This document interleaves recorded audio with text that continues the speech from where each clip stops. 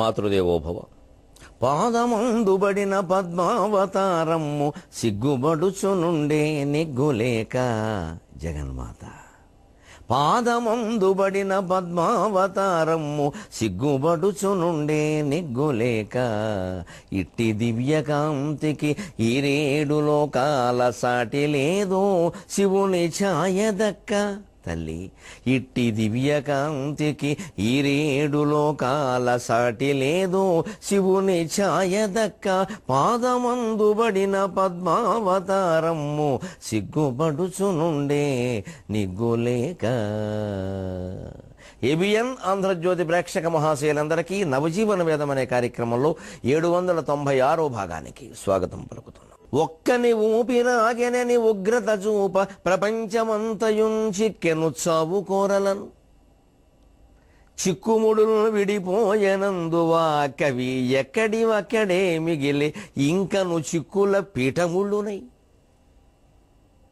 ఇక్కడి తోడ ఆగునె నియంచకుము ఆఘవమఘవాంతమౌ ఆఘవమఘవాంతమౌ. మనం కూడా గుర్తుపెట్టుకోవాలండి, ప్రపంచ యుద్ధం గురించి కాదు, మన సంసారాల గురించి కూడా, ఉద్యోగాల గురించి కూడా, జీవితాల గురించి కూడా. చిన్న సమస్యను పరిష్కరించడానికి పెద్ద నష్టాన్ని కొని తెచ్చుకోకూడదు. సాక్షి వ్యాసాల్లో పానుగంటి వారు చెబుతారు అద్భుతమైన మాటలు. ఇవాళ మనిషి పరిస్థితి ఎలా ఉందంటే, కడుపు చల్లబడ్డం కోసం నెత్తి మీద కొరివి పెట్టుకుంటున్నాడయ్యా. ఒక్క ముద్ద నోట్లోకి వెళ్ళడం కోసం 10 దెబ్బలు మూతి మీద చెప్పు దెబ్బలు తింటున్నాడయ్యా. ఒక దుఃఖాన్ని పోగొట్టుకోవడం కోసం 100 దుఃఖాలు కొని తెచ్చుకుంటున్నాడయ్యా అంటారు ఆ మహానుభావుడు. 100 ఏళ్ల క్రితం అన్నాడు, ఇప్పుడు అలాగే ఉంది, ఇంకా ఎక్కువైంది. ఇంట్లో ఏదో చిన్న అవసరం వస్తుందండి, దానికోసం ఏదేదో చేసేస్తే ఏర్పడి ఇల్లు మారిపోదాం అనుకుంటాం. చిన్నదేదో జరగకూడదు, జరగచ్చు, ఏదైనా వస్తువు పోవచ్చు, ఏదైనా ఉన్న ఇల్లు మారితే ఎంత ఖర్చు పెట్టాలి. అలాగే చిన్న చిన్న అవసరాలకు ఎప్పుడు వస్తువులు కొనకూడదు. చాలా చిన్న అవసరం అది, దాన్ని సర్దుకోవచ్చు.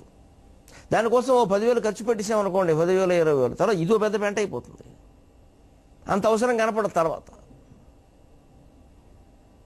అలాగే కాపురంలో ఏవో చిన్న సమస్య వచ్చింది, అది ఒక మాటతో అయిపోయేది. అది దానికి ఇంకో 10 ఇటు చేర్చి అటు చేర్చి ఇక మొత్తం సపరివార సమేతం చేసేసి, దాన్ని పరివార సమేతం చేసేసి, కుటుంబ పరివార సమేతం చేసేసి ఇంక మొత్తం చిలవల పొలవల కింద అల్లుకుంటే బుర్రలో ఆందోళన మొదలవుతుంది.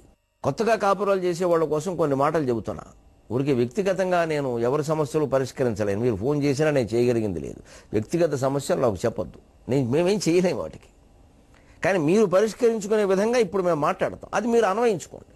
అంతేకాని ఈ సమస్య నాకు వచ్చింది, ఏం చేయమంటారు గురువు గారు అని కొంతమంది అడుగుతున్నారు. నేను నమస్కారం పెట్టి చెబుతున్నా, దయచేసి అటువంటివి మాకు చెప్పకండి, మేము చెప్పగలిగినవి కాదు. అత్తాకోడళ్ల మధ్యలో సమస్యలు, భార్యాభర్తల మధ్యలో సమస్యలు ప్రవచనకర్తలు తీర్చరు. ఎవరికి వారే పరిష్కరించుకోవాలి.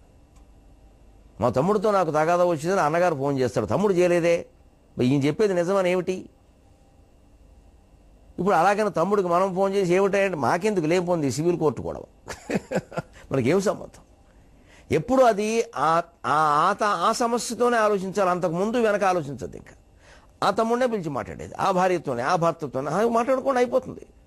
వాళ్ళతో మాట్లాడే విధానాన్ని కూడా బయట వారు ఎవరో చెప్పాలి, ఎవరు చెప్పరండి అలాగా. అది దీని ద్వారా నేర్చుకోవాలి. ఇంత చరిత్ర వింటున్నది ఎందుకు? అందుకే ఒక రాజకుమారుని ఎవరో చంపారు, కానీ ప్రపంచమంతయం చిక్కెను చావు కోరడం, అన్ని దేశాలు దెబ్బలాడుకోవాలి దానికి. ఎంతకీ అది పరిష్కారం కాకపోతే అది వేరే విషయం. అయ్యే మార్గాలు చాలా ఉన్నాయి.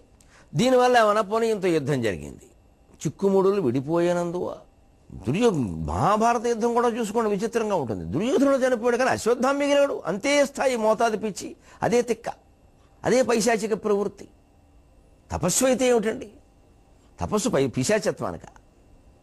3000 ఏళ్ళు పిశాచం అయ్యాడు కృష్ణుడి శాపంతో. భారతంలో కృష్ణుడికి శాపాలు భరించాడండి, పెట్టడం తెలియదండి. అశ్వత్థామకు పెట్టాడు ఒళ్ళు మండి, 3000 ఏళ్ళు అవుతావు పిశాచం సన్నాసి అన్నాడు. దుర్యోధనుడు పోయాడని సంతోషించేది అక్కడ అశ్వత్థామ మిగిలే ఉన్నాడు. అంతే పైశాచికమైన పని చేశాడు. ఏమి బావుకున్నారు అంత యుద్ధం చేసి? ప్రతిరోజు ధర్మరాజు గొడవనే పరిపాలించనని.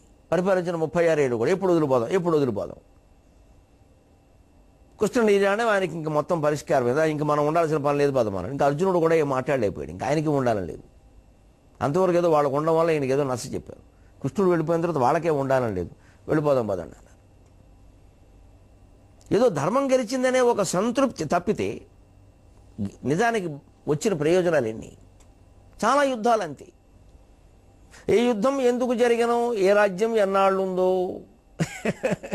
ఈ రాణి ప్రేమ పురాణం, ఆ ముట్టెటకైన ఖర్చులు, తారీఖులు, దస్తావేజులు ఇవి కాబోయి చరిత్ర సారం. మహాకవి వాక్యం అండి, దాన్ని ఎప్పుడూ వెంటాడుతూ ఉంటాడు ఆ కవి. సార్వజనీన దృక్పథానికి, సార్వకాలిక సత్యాలు చెప్పడానికి, సంప్రదాయ సుగంధానికి విశ్వనాథ్ వారు నన్ను ఎలా వెంటాడతారు.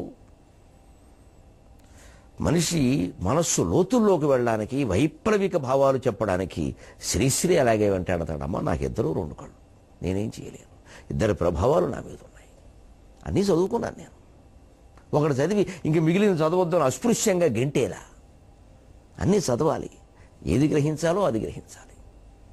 శ్రూయతాం ధర్మ సర్వస్వం శ్రుత్వాచేవ అవధార్యతం ఆత్మనః ప్రతికూలాని పరేషాం న సమాచరేత్. స్పష్టంగానే ఉంది ధర్మం. అన్నీ తెలుసుకోండి, అన్నీ చదవండి. విన్నంత మాత్రాన, చదివినంత మాత్రాన అది నిజం అనుకుని దాన్ని అనుసరించేకండి. శ్రుత్వాచేవ అవధార్యతం. దాని గురించి ఆలోచించండి, విశ్లేషించండి, మీ అంతటా మీరు ఆలోచించండి. ఊరికే సందేహాలు కాదు. సొంత బుర్ర పెంచుకోండి. గుర్రాల్లో ఉండాలి, గాడిదలైపోకూడదు, గొర్రెలైపోకూడదు. తల ఊపేయడం కాదు, తల ఎత్తాలి. ఏమిటిది అని ఆలోచించాలి. అదే ఉత్కంఠ అంటే కంఠం ఎత్తడం. ఆలోచించు, నీకే తెలుస్తుంది. నన్నడగా కల. అంతిమంగా నిర్ణయం ఒకటే చెబుతున్నారు ధర్మశాస్త్రవేత్తలు, ఆత్మనః ప్రతికూలాని పరేషాం న సమాచరేత్. నీకేది ఇబ్బంది పెట్టే నిర్ణయం ఉంటుందో అది ఇతరులకు కూడా ఇబ్బంది పడుతుంది, గమనించుకో. దాన్ని భారతంలో చెప్పారు, ఓరులేవు యొనరించిన నరవర అప్రియము తన మనంబునకకు తానొరులకున్నవి సేయకునికి పరాయణము పరమధర్మ పదములకల్ల. మా ఆవిడ ఎవడైనా జుట్టట్టుకు లాగితే ఎలా ఉంటుందని దుర్యోధనుడు ఆలోచించి ఉంటే ద్రౌపదిని లాగేవాడు కాదు, ఆలోచించలేదు వాడు. తన భార్య వేరు, పరభార్యలు వేరు అనుకున్నాడు. మొత్తం నాశనం అయ్యాడు, అందరిని నాశనం చేశాడు. మనం మళ్ళీ అలాగే ఆలోచిస్తే అలాగా ఇంత చరిత్ర చదువుకుని, కానీ జరుగుతున్నది అది.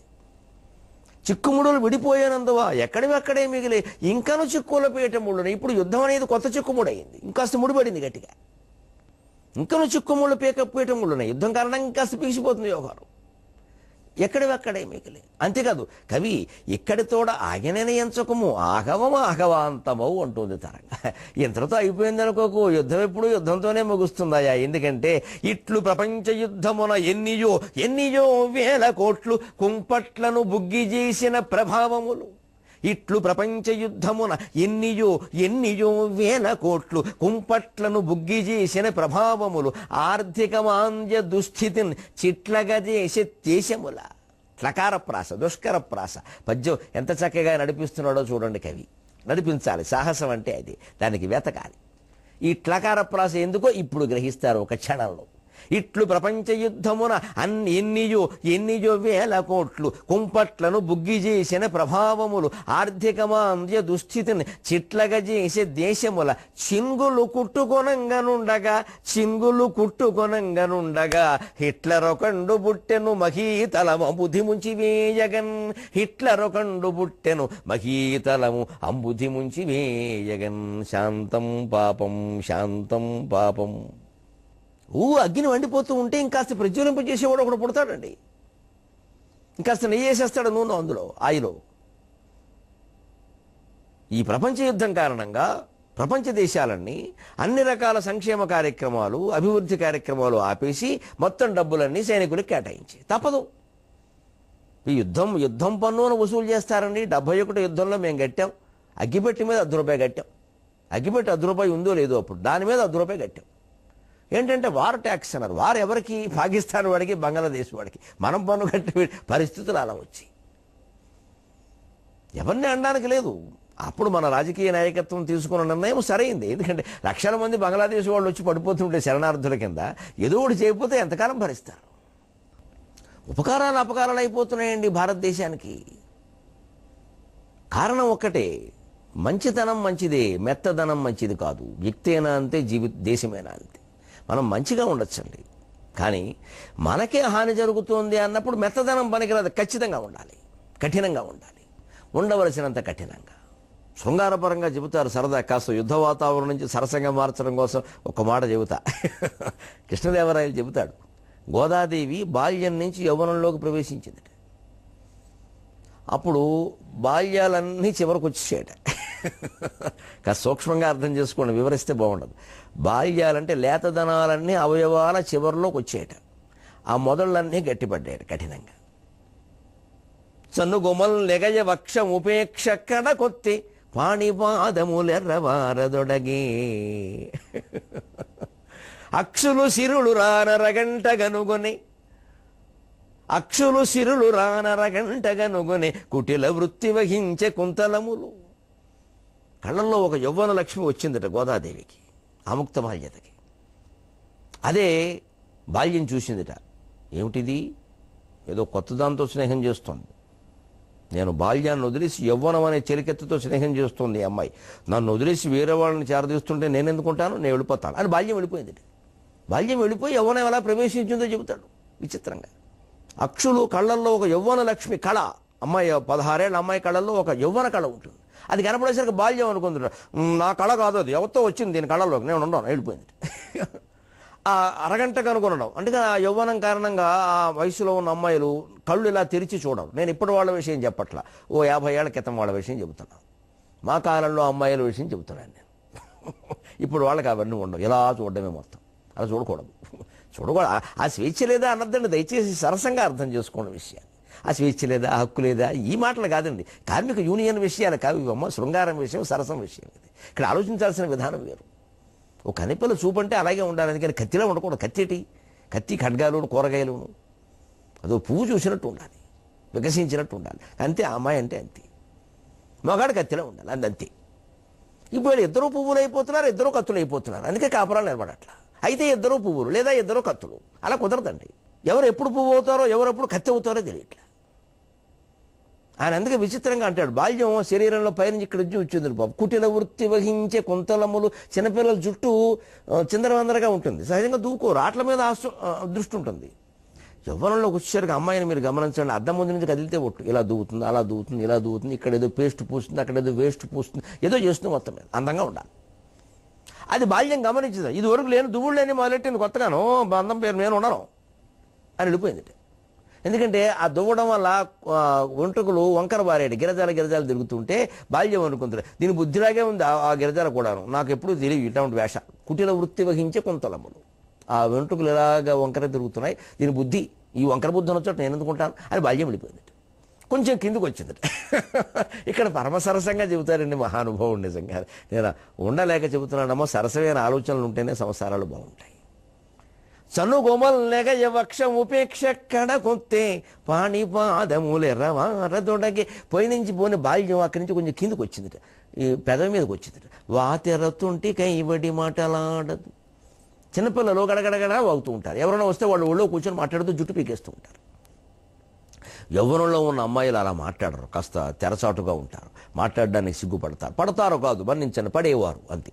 అవన్నీ భూతకాలికి వచ్చినారు. ఇప్పుడు భూతాలు మిగిలే, కాలాలు పోయాయి. అలా పడేవారు, అది అందం. అది ఆ తెరచాటునే ఉండాలి, అలాగే ఉండాలి. సగం కనపడాలి, సగం కనపడకూడదు, అంతే. అరచాటకు ఆంధ్రవధువుటి అలాగే ఉండాలి, అది అందం. అందుకని వాతెరకు తొంటి కైవిడి మాటలాడదు. బాల్యంలో చిన్నపిల్లలు ఊరికి అందరితోనూ కలకాపలకంగా మాట్లాడేస్తూ ఉంటారు. ఏం మాట్లాడతారో కూడా, నిన్న మా అమ్మ మా నాన్న కొట్టుకున్నారని చెప్పేస్తూ ఉంటారు. వాళ్ళకి చెప్పకూడదని తెలియదు. అదే యవ్వనంలో ఉన్న అమ్మాయి అలా చెప్పదు, ఉరుకా ఏమన్నా అని వాగుతున్నాను, ఇష్టం వచ్చిన డబ్బులపో అంటుంది. అలాగా ఇష్టం వచ్చినట్టు మాట్లాడటం మానేసి పెదవులు కదిపినట్టుగా మాట్లాడుతుంటే బాల్యాన్ని కనిపించదు. ఇదివరకులో నాతో మాట్లాడడం లేదు, ఏమిటో అన్ని దాచుకుంటాను, నేను ఉన్నాను అని బాల్యం వెళ్ళిపోయింది. ఏం మహానుభావుడు, ఏం కవిత్వం ఉండే ఆ ముక్త మాల్యత. వాతెర తొంటి కైవిడి మాటలాడదు, కుటిల వృత్తి వహించే కుంతలములు. అక్షులు శిరులురా నరగంట కనుగొనే. అలాగే చను గొమల నెగయ వక్షం ఉపేక్ష కడకొత్తే. బాలికలకి ఈ భాగం అంతా ఇలా లలితంగా మెత్తగా ఉంటుంది. క్రమంగా ఆ మెత్తని భాగాలు, ఆ లేలేత దనాలు వక్షస్థలం చివరికి వెళ్ళాయి. ఇక్కడ గట్టిపడుతుంది, యవ్వన స్త్రీ గట్టిపడుతుంది సహజంగా. కాస్త అదే మృదు కాఠిన్యం అంటారు దాన్ని, అదంతే. కాలాంత స్ఫుర చండిక పరుషోద్గాఢ పయోధర స్ఫుటతటి పర్యంత కాఠిన్యమున్ అని మా శ్రీనాథుడు వర్ణిస్తాడు పాపం ఉండలేక హరివిలాసంలో. కాలాంత స్ఫుర చండిక పరుషోద్గాఢ పయోధర స్తనతటి పర్యంత కాఠిన్యమున్, అలా ఉండాలట కవిత్వం అంటే. అది వక్షస్థలం పై భాగంలో ఉండే మృదు కాఠిన్యంలాగా ఆకర్షించేలా ఉండాలయ్యా, అది ఊరికే కత్తి కోసేలా ఉండకూడదు, అదే చురకబెట్టేలా ఉండాలంటాడు, కాస్త చురుకుదనం కలిగించేలా ఉండాలంటాడు.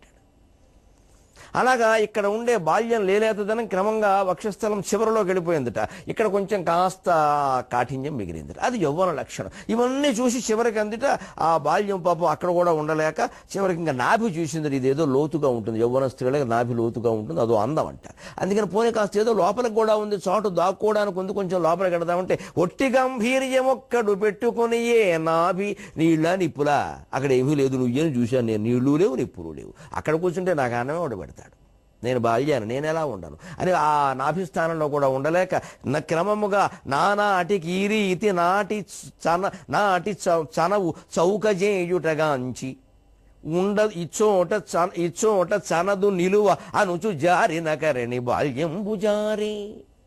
అలా జారిపోయినట్టుగా బాల్యం ఆ అమ్మాయి శరీరం నుంచి జారిపోయింది, యవ్వనం ప్రవేశించింది అని ఎంత చిత్రంగా మానవ మనస్తత్వాన్ని దేహతత్వాన్ని కలిపి వర్ణిస్తాడనండి. ఎటువంటి మహాకవులు, ఎటువంటి మహాకావ్యాలు, ఎటువంటిది నా భాష అమ్మా, ఎటువంటి భాషది, ఎటువంటి భాషది. ఏ భాష పోషించుటే భాగ్యమని ఎంచి కేల పల్లకినెత్తే కృష్ణ విభుడు, ఏ భాష మేల్గోరి ఇంగ్లీషు ధర బ్రౌను తాటాకులకు గ్రంథదర్పమిచ్చే, ఏ భాష వారలకేక రాష్ట్రము గోరి పొట్టి శ్రీరాములు ప్రాణములుడిగే. ఏ భాష వారలకేక రాష్ట్రము గోరి కేక రాష్ట్రము గోర పొట్టి శ్రీరాములు పుట్టి మునిగే. ఏ భాష గౌరవం మినువడింపగజేయ రథమెక్కి చాటించే రామరావు, ఏ భాష గౌరవం మినుమడింపగజేయ రథమెక్కి చాటించే రామరావు. అట్టి మన భాషనే మీరు నెట్టివేసి పరుల భాషను ప్రేమింప ఫలము గలదే, మమ్మిడడీల మాటలు మరచిపోయి అమ్మ నాన్నల అనురాగమందుడింక, మమ్మిడడీల మాటలు మడియ చేసి అమ్మ నాన్నల అనురాగమందుడింక. ఈ జీవి ఆవేదన అంతా భాష కోసం, భగవంతుడి కోసం అమ్మా. నాకు భాషే భగవంతుడు, భగవంతుడు ప్రత్యక్షమైన నన్ను వరం కోరుకోమంటే నా తెలుగు భాషను ఉద్ధరించవయ్యా అని అడుగుతాను. తర్వాతే నాకు ఆత్మజ్ఞానం కూడా, ఆంధ్ర భాష తర్వాతే ఆత్మజ్ఞానం కూడా. అది ఎంత ముఖ్యమైన ఇదే అడుగుతాను నేను. నా భాష నాశనం అయిపోతుంది తండ్రి అంటాను. మా అమ్మ కనకదుర్గమ్మ నాకు కనపడితే నా భాష నాశనం అయిపోతుందమ్మా, నువ్వు నెలవున్న విజయవాడలో కూడా లేదమ్మా అంటాను నేను. నాకు ముందు కావలసింది అది. ఎటువంటి భాష, ఎటువంటి పద్యాలు, ఎటువంటి ఆర్తి, ఎటువంటి ఆర్ద్రత, ఎటువంటి నవరస పోషణ. యుద్ధాలు చేసిన మహానుభావుడు ఒక అమ్మాయి శరీరంలో యవ్వనం ప్రవేశించి బాల్యం వెళ్ళిపోయిందనడానికి ఇంత అందంగా చెప్పడమా? ప్రపంచంలో ఏ భాషలోనైనా చూపించండి, నాకు తెలియదు, ఒకవేళ తెలిస్తే దండం పెడతాం, నాకు తెలిసి ఉండదండి. ఇంత సున్నితంగా నవకాయ పిండి వంటలు వేసుకుని తినేవాడికే, షడ్రసోపేత భోజనం చేసేవాడికే ఇటువంటి పద్యాలు వస్తాయండి. అలాగే ఎప్పుడు మనిషి మనస్సు లేతగా ఉండేది కఠినం ఎందుకు అవుతుంది, అలా అయిపోతుంది అంతే విచిత్రంగా. ఆగవం ఆగవాంతము, యుద్ధం ఎప్పుడు యుద్ధంతోనే ముగుస్తుందయ్యా. అందుకే మనిషి మనసు తన మనస్సును ఎప్పుడు పరిశీలించుకుంటూ ఉండాలి, ఏం జరుగుతోంది, ఏం జరుగుతోంది, ఏం జరుగుతోంది. ఇట్లు ప్రపంచ యుద్ధమున ఎన్నియో వేల కోట్లు కుంపట్లను బుగ్గి చేసిన ప్రభావములు. కొన్ని వేల కోట్లు మొత్తం ఇతర కార్యక్రమాలన్నీ మానేసి యుద్ధానికి కేటాయించేసరికి ఆర్థిక మాంద్య దుస్థితిని చిట్లగజేసే దేశముల ప్రపంచం అంతా ఆర్థిక మాంద్యం వచ్చేసింది. డబ్బులు లేవు, ద్రవ్యోల్బణం పెరిగిపోయింది, గ్లాసులు మంచినీళ్ళ ధర 1000 రూపాయలు అయింది. చినుగులు కుట్టుకొనంగనుండగా ఏదో జరిగింది, పోన్లే బట్ట చినిగిపోయింది, చినుగులు కుట్టుకుందాం, కొత్త బట్ట కొనుక్కునే అవకాశం లేదు మనకి అని ఆ చినుగులు కుట్టుకుంటున్నారండి. హిట్లర్ ఒకండు బుట్టెను బహీతలము అముధి ముంచి వేయగన్, ఏదో పోన్లీ కాస్త బాగు చేసుకుందాం అనేదో మళ్ళీ దేశాలన్నీ కాస్త కుదుటనబడి ఆర్థిక వ్యవస్థలను బాగు చేసుకునే ప్రయత్నం చేస్తుంటే దిక్కుమాలిన వాడు హిట్లర్ పుట్టేశాడండి ఈ భూమండలాన్ని మొత్తం సముద్రంలో కలిపేయడానికి. ఈ చినుగులు కుట్టుకొనుండగా అక్కడ దగ్గర ఆపి ఒక్క మాట చెబుతానండి. ఒక సామెత మనం చాలా పొరపాటుగా వాడుతున్నాం. పండుగ నాడు కూడా పాతమ్మ కూడా చాలా తప్పమ్మా. ఏ ఇల్లాలు ఆ మాట అందు. ఆ సామెతకు అర్థం అది కాదు. పూర్వం వాళ్ళు ఏదో ఆడవాళ్ళందరికీ చాలా చాలా కుటుంబాల్లో, బ్రాహ్మణ కుటుంబాలు సహానండి, చాలా కుటుంబాల్లో పేద కుటుంబాలు అవన్నీ. ఏదో 5-6 చీరలు ఉండేవి. ఇవి 50-60 బీరువాలు లేవు అప్పుడు. మా అమ్మగారు ఎప్పుడు బీరువాలో చీరలు దాచుకోవడం నేను చూడలా. మరి సంపన్న కుటుంబమే అయినా అలా లేదండి. ఆవిడకు ఒక 50 చీరలు ఎప్పుడూ లేవండి. ఓ 10 చీరలు ఉండేవి మా అమ్మకి, అంతే. 10 నాకు తెలుసు. అవేవో బీరువాలో మా బట్టల పక్కనే ఓ పక్కన పెట్టి నాకెంత కావాలరా అని ఓ పక్కన పెట్టుకునేది. బీరువానండా చీరలు మా అమ్మకు చూడలేదండి నేను. ఓ 10 ఉండేవి అంతే మహా అయితే. ఏవో అందులో 2-3 పట్టు చీరలు ఉండేవి. ఎప్పుడైనా కాస్త పెళ్ళో పేరంటమో విందో వినోదం వస్తే కట్టేవారు. లేకపోతే ఏదో పొద్దున్న విప్పింది సాయంత్రం ఇంకోటి కట్టుకోవడం, మళ్ళీ ఈ పొద్దున ఆరేయడం, మన్నాడు కట్టుకోవడం. 90 ఏళ్ళు అలాగే గడిపింది సుమారు. కానీ కొత్త చీరలు మేము కొన్నప్పుడు కూడా ఆవిడ కట్టేది కాదు. ఆవిడ వెళ్ళిన తర్వాత ఎవరికో ఇచ్చేసాం అవన్నీ. నేను కానీ కట్టలేదు ఆవిడ. ఎందుకురా కొత్త చీర అనేది? పుట్టినరోజు నాడు బలవంత పెడితే కట్టుకునేది. మా అమ్మగారు ఏమిటి, మా అత్తగారు అంతే, ఇప్పుడు మాతో ఉండరు ఆవిడ అంతే. మేము బలవంత పెడితేనే కొత్త చీర, లేకపోతే ఏదో నడుస్తుంది కదా అబ్బాయి అన్నం అంతే. ఆ తరం ధోరణి అలా ఉందండి. అప్పుడు పండగ నాడు కూడా పాత మొగుడు అంటే, పాత అనేది మొగుడికి విశేషణం కాదండి, చాలా పొరపాటుగా వాడుతున్నారు. పాత అంటే బట్ట, పాత అంటారు. చింకి పాతలు అంటారు, చినిగిపోయిన బట్టలు. పాత అంటే బట్ట అంటే ఈ చినిగిన బట్టలు కట్టుకునేవారు కానీ పారేసేవారు కాదండి. ఆర్థిక స్థితి ఒక కారణం, నిరాడంబర జీవన దృష్టి ఒక కారణం. అందుకని వాళ్ళు ఆ ఇళ్ళలో ఒకసారి పండగ నాడు కూడా కొత్త బట్టలు కొనకపోతే మొగుడా, పండగ నాడైనా పాత అంటే బట్ట. ఆ పాత దగ్గర ఆపాలి. మొగుడా అనేది సంబోధన, పాత మొగుడు కాదు. పాత మొగుడు కొత్త మొగుడు ఉంటారా ఎవరికైనా? పండగ నాడైనా కొత్త బట్ట లేకపోతే బయటికి ఎలా పెడతానయ్యా? పెరంటానికి పిలుస్తారు ఎవరైనా? ఈ చినిగిపోయిన బట్టే కట్టుకుని వెళ్ళాలా? పండగ నాడైనా ఓటి కొనద్దా అని భర్తను అడిగింది. పండగ నాడైనా పాత మొగుడా అనే సంబోధన. ఆ పాత దగ్గర ఆపకుండా పాత మొగుడు చేస్తే అశ్లీలార్థాలు వస్తాయి. అందుకోసం చెప్పే యుద్ధం మధ్యలో ఈ గొడవ అందుకోసం. అలవ ప్రస్తుతే ప్రకృత మనసురామక ఇట్లు ప్రపంచ యుద్ధమున ఎన్నియో వేల కోట్లు, ఇట్లు ప్రపంచ యుద్ధమున ఎన్నియో వేల కోట్లు, కుంపట్లను బుగ్గి చేసిన ప్రభావములు, ఆర్థికమంద్యదు స్థితిని చిట్లగ చేసి దేశముల చింగులు కుట్టుకొనంగనుండగా హిట్లర కండు పుట్టెను మహీతలము అంబుధి ముంచి వేయగన్. వీడు దుంపదగా వీడు ఎలా ప్రవర్తించాడు అంటే, రాజై పీఠమ్మునెక్కెన్ ప్రజలను మరచన్ రక్తబాణమ్మునేర్చెన్ ఆ జన్మన్ దేశమాక అతని చలువనే ఆయుధాగారమయ్యన్ నాజీ జాతీయ దర్పాంధతలు కనులలో నాట్యముంజేయసాగెన్ ఆజిన్ రాజేయసాగెన్ హతవిధి రణమున్ వ్యాధిగా వ్యాప్తి చేశన్. మహాశ్రద్ధర వృత్తం రాశారండి కావాలని. శ్రద్ధరా వృత్తం. మరభన ఏయ అనే గణాలు ఉంటాయి. మరభన ఏయ 1, 8, 15 స్థానాలు ఏతి. ప్రతి పాదంలో 1వ అక్షరం ఏది ఉందో 8, 15 కూడా అదే అక్షరం కానీ దాని మిత్రాక్షరం కానీ ఉండాలి. 8, 15 స్థానాల్లో అలా 4 పాదాలు చెప్పాలి. ఆ పైన ప్రాస జకార ప్రాస రాజై అని 2వ అక్షరం జా. కాబట్టి అన్నింటిలోనూ అన్ని పాదాల్లోనూ 2వ అక్షరం జా రావలసింది. ఇది వినూత్నమైన ఛందస్సు. కానీ ఈ భావం చెప్పడానికి ఈ ఛందస్సు బాగుంటుందని నాకు అనిపించింది. రాజై పీఠమ్మునెక్కెన్ ప్రజలను మరచన్ రక్తపానమ్మునేర్చెన్ ఆ జర్మన్ దేశమాక అతని చలువనే ఆయుధాగారమయ్యన్ నాజీ జాతీయ దర్పాంధతలు కనులలో నాట్యముంజేయ నిత్యంబు ఆజిన్ రాజేయ సాగెన్ హతవిధి రణమున్ వ్యాధిగా వ్యాప్తి చేశన్. ఈ పద్యంలో ఉండే విశేషాలని 23.5 గంటల్లో మనం తెలుసుకుందాం. అంతవరకు ఇన్ని విశేష ఛందస్సులకు ఆలవానమైన తెలుగుని గౌరవిస్తూ మాట్లాడదాం.